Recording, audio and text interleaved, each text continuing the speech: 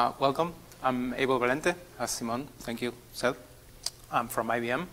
I'm going to speak about the work we did last year about career recommendations and in the context, in particular, of a chatbot. So I'm going to go through a few examples of the techniques we focused on, and then details on how we implemented the recommender, and finally, how we measure the performance of the recommender and the system overall. So consider a network of jobs and transitions. We want to discover common patterns as people flow through this network. For example, here we have two patterns. The first one on jobs 1, 3, and 4, then 2, 3, and 5 will be the second pattern.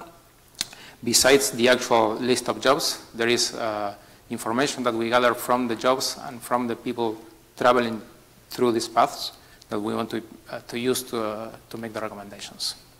So I'm going to go through a few examples of how we want to use this information. Consider first a first user, which is in job 1. Then we likely would use pattern 1 because the job is part of the pattern, and we should be recommending either job 3 or job 4 for this user, mostly based on the flow defined by that path, but also additionally some information about similarity of the profile of the user and the profiles of the jobs. Consider a second example, which might not define a clear trajectory towards which we want to direct the user. In this case, we will use some other information, such as past jobs. In this case, it's clear that the user is matching the second pattern, and thus we should be recommending job 5. A second example will be one that doesn't have information about the past job, and in this case, we will run a similarity analysis of the profile of the user and the profiles of the patterns. And in this case, if we consider the user to have a skill D, we should be, again, matching pattern 2, and thus recommending job 5. So that's the basic idea, and we put this in the context of an interactive chatbot. That means that the user will be running this process of recommendation several times, and as it goes forward, it should collect feedback from the user and fine-tune the recommendations and eventually converge to the job that the user is looking for. So I'm going to go through the details of how we made this work. First, the training of the system. The first thing we do is collect those patterns. For this, we used an existing algorithm from the literature, which is a maximal sequential patterns algorithm. After we collect the pattern, we collect also additional information from the jobs and the users taking part of these patterns. And that's basically the center of the model that we use to produce the recommendations. So let's go to actually the process of recommendation. First of all, we collect all the relevant patterns. And by this, I mean all the patterns that intersect with the user. And this will be the ones that are mostly used to produce recommendations. Then we collect the candidate jobs from all the jobs that we have. And this is coming from mostly the futures of the patterns, which is, for those relevant patterns, the jobs that lie ahead of the user from the last intersection point with the pattern. And additionally, we also collect jobs that feature some intersection between the profile of the user and the profile of the patterns. So after we collect all the candidates, we run them through a scoring function. The scoring function is composed of mainly three aspects. The first one is the pattern score, which is coming from how well the user matched the pattern. In this case, it's composed of mostly a set similarity function, which is comparing the profiles of the pattern and the user, and also a backward compatibility score. And this is reflecting how old is the information that was used from your profile to match the pattern. So if we match the pattern only because you had a very old job that was in the pattern, this may not be relevant for you. The second angle that is present in the scoring function is the proficiency score, which is basically how well we estimate that you will do the job. This third and important angle to the scoring function is the preference score, which is how well this job represents your preferences. And this is related deeply with the experience of the dialogue, because this is where we will put all the feedback collected through the dialogue. This is mostly coming from three areas: opinions that you gave on the jobs, opinions that you gave on the skills and the features of the jobs, and also an opinion of whether you are looking for a change in the short term or in the long term in your career, which we call the seniority or stage. Finally, we combine all the scores, and in particular, I want to point out that the preference score is important for us because it's deeply linked with the chatbot experience, and thus we want to react and give the user a feeling of control when they are on the chat, and make sure that the recommendations reflect some change when they give an opinion. And that's why the preference score determines the whole score. If the preference score is 0, we completely discard the recommendation.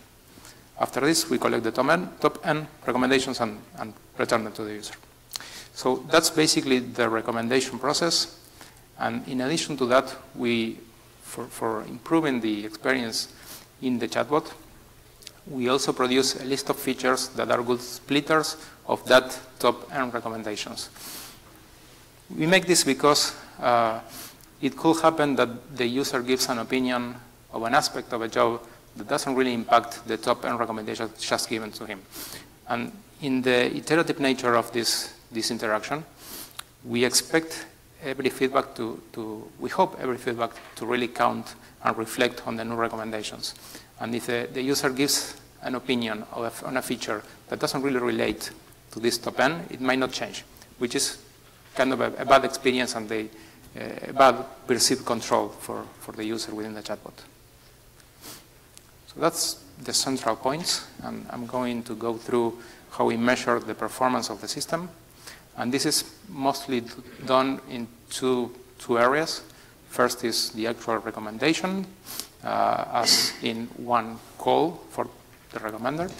And the other one is trying to measure the interactive nature and how well these feedback channels allow the user to get to better recommendations. I'll go through the first one now.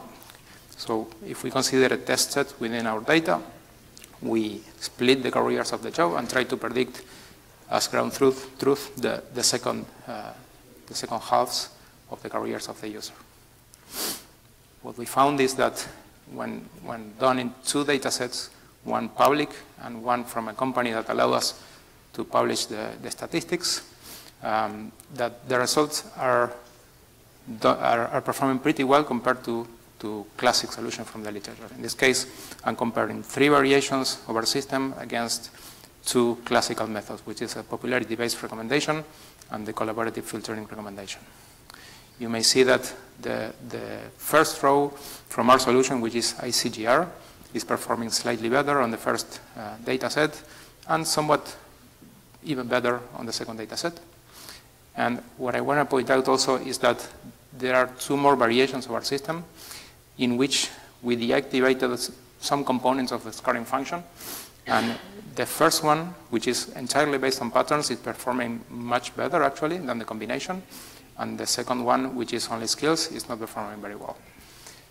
We've seen this in the 2 data sets, and we attribute this to poor information because it was hard for us to actually find good descriptors for those positions, to have a good skill list for those jobs and other annotations. A second part of this evaluation is long-term and is trying to predict jobs that are a little more ahead in the careers of the user. In this case, we skip the first jobs in the ground truth and we run the experiments again.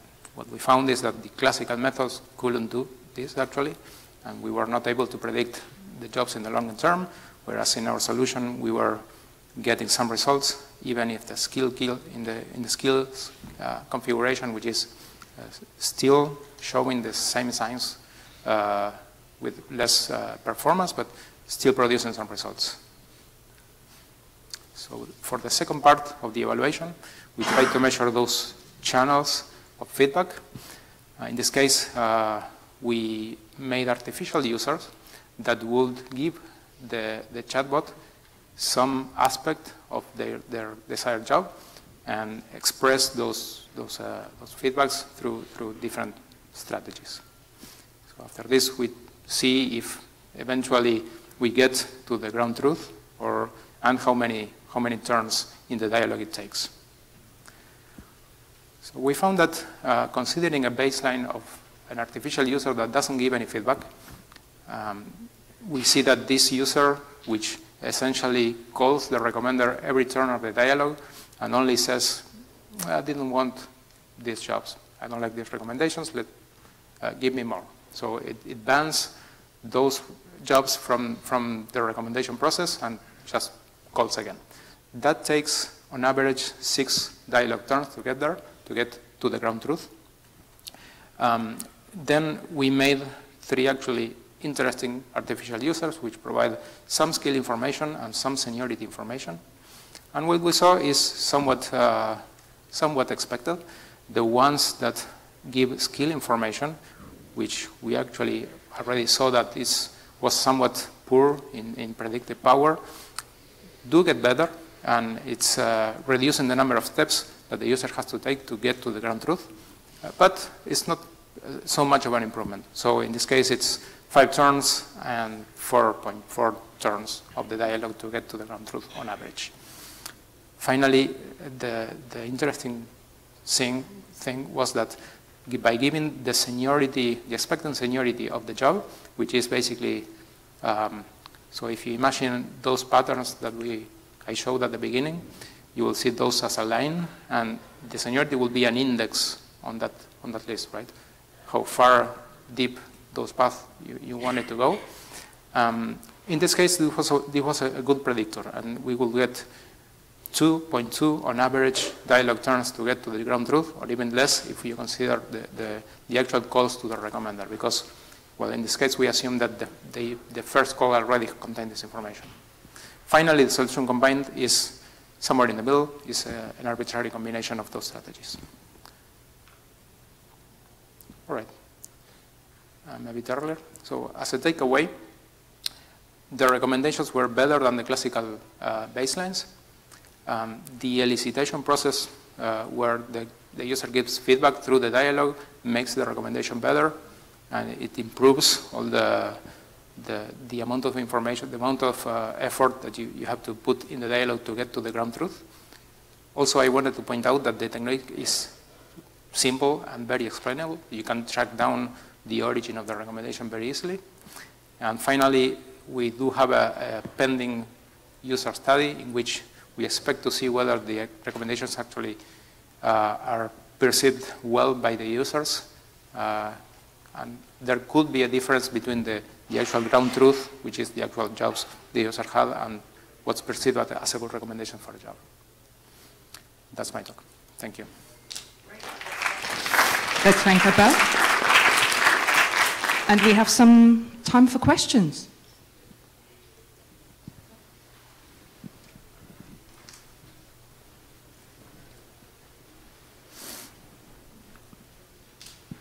I might have missed this, but you said that this is all delivered through a chatbot. So does it matter that everything is delivered through conversation?